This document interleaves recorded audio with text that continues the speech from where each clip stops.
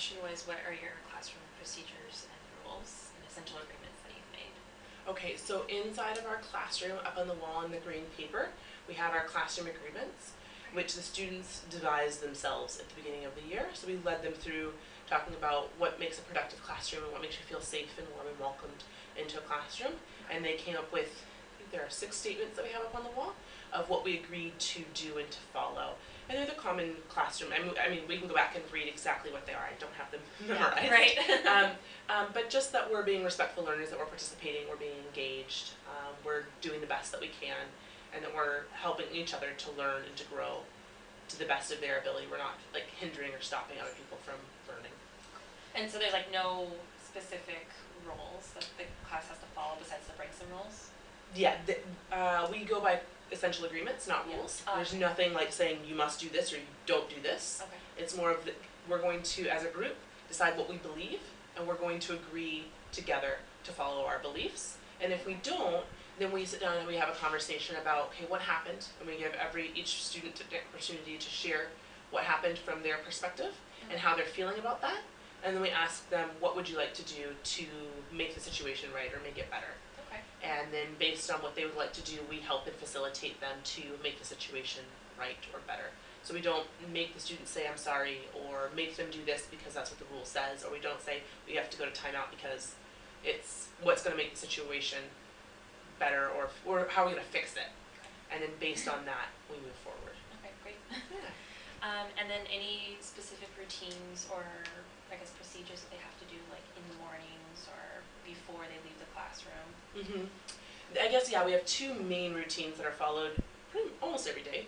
When they come in the morning, they unpack in their locker spaces, and as you saw, many of them came in and opened up their computers, because we have what we call admin time, which is time for them to go in and check their email and respond to any emails that they need to, and also for them to check their blog and other people's blogs, because they have a blog they write every week, and they're responsible for commenting on 3 people's blogs throughout the week. And so every morning they just have that chance to open up, read someone's blog, and leave a comment on there. And so earlier in the year we talked about constructive comments and feedback and whatnot, to get that set up. So that's first thing in the morning. And then our lesson starts at 8:30. Some days they go to language for their first lesson, some days they're with us for that first lesson.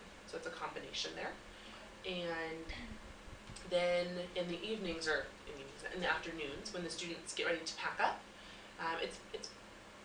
they've become independent at the routine, so they come back, they know that they're supposed to tidy up their space, put things away. We call it a clan tidy cleanup, because we have clans or families that they're in groups. And so there's between 5 and 8 students in each clan, and each clan has a different thing they're supposed to clean up around the classroom each day, whether it be the furniture or the stationery or the locker space. They have something they're responsible for, and they tidy that part up, and then they pack themselves up and they dismiss themselves.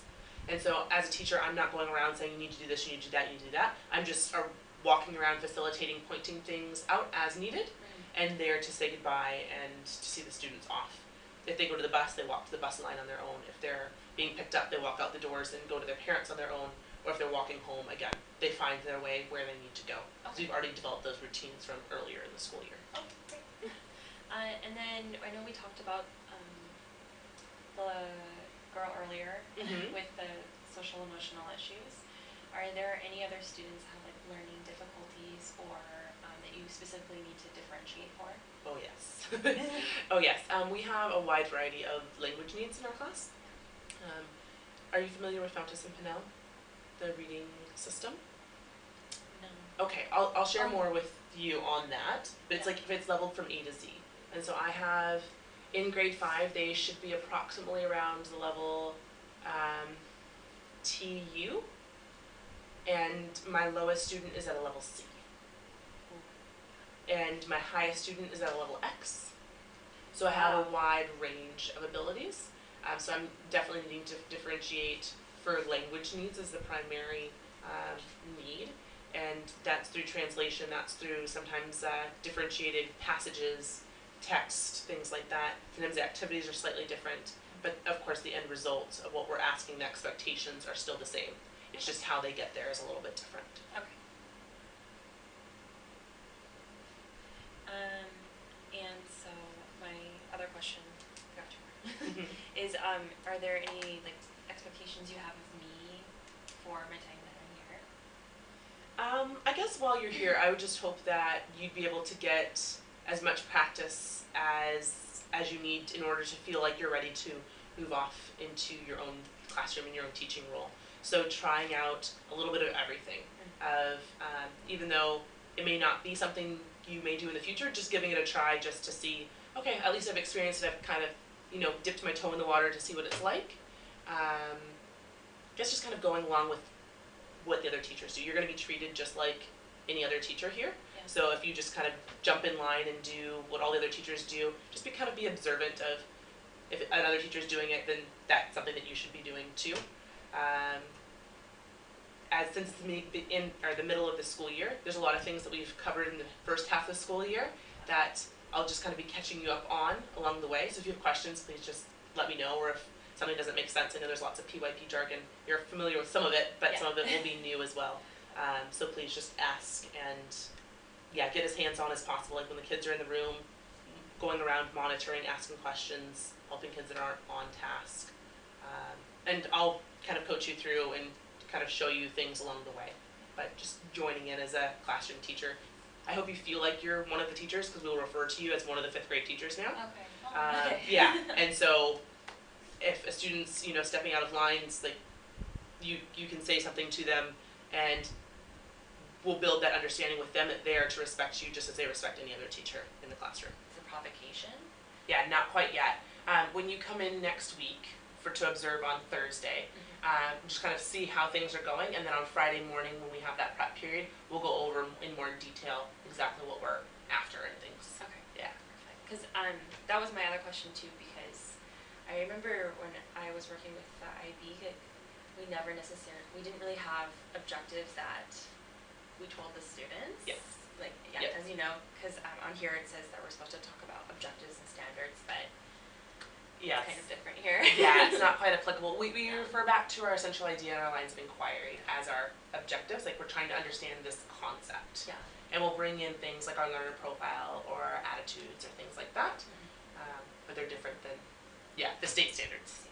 Okay. So it seems like, from what I can tell, like every week it's supposed to be a specific core standard that I'm being evaluated on. Okay. And like it says, we do at least one lesson and then a week, but it basically talks about like student development,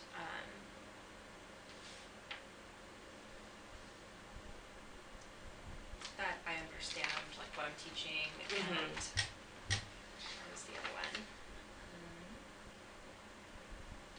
Like caring for students as people, and I guess differentiation is part of here, learning differences. Okay. Yeah, I'll take a look and read through it just to become a little bit more familiar with it again too. Okay. But I guess it's good too, because you've been evaluating on this as well, like once a week. So I guess we'll go over it together, and that's what I have to video. Okay. And like the first week, like don't be afraid to be like really critical. Okay. Because that helps me. Like, I want to improve as much as I can. Definitely. So any feedback I get is great. And also it's supposed to be like showing a progression. So anything that you notice that I can improve on, I'd love to hear it. Okay. I definitely want to be the best I can. Yeah, definitely. Yeah. No, I totally understand. Okay. And like you said, we'll kind of talk about the lessons for next 2 weeks. Yes. And we can always meet sooner. Like, if you want to meet before Friday, I'm totally up for meeting before Friday, because it's only an hour block that we have, and we may want more time than that just to kind of go over things. Everything's new. There's lots of information to tell you. Yeah. It'll get more efficient as we go on, but we'll definitely need a lot of time just to kind of go through things, and for me to not only for you just to watch what's happening in the classroom, but for me to talk through with you kind of my planning of what I do in order to get there. Yeah. Just so you kind of get full circle of how things